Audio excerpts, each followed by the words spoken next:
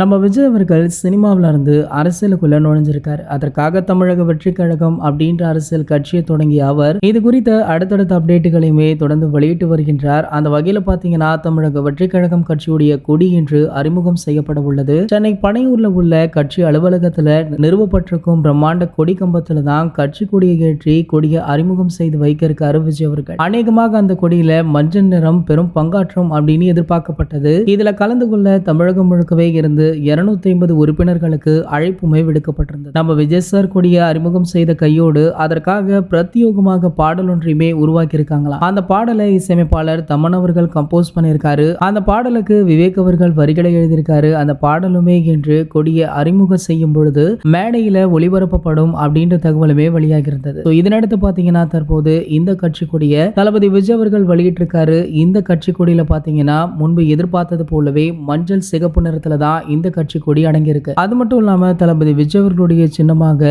வாகை மலருமே இடம்பெற்றுள்ளது. மேலும் இந்த பாடலும் வெளியாகி தற்போது சமூக வலைதளங்கள்ல வைரலுமே ஆகிட்டு இருக்கு. இதை பார்த்த ரசிகர்கள் வெகுஜன மக்கள் தளபதி விஜய் அவர்களுடைய அரசியல் பயணத்திற்கு வாழ்த்துக்களுமே தெரிவிச்சிட்டு இருக்காங்க.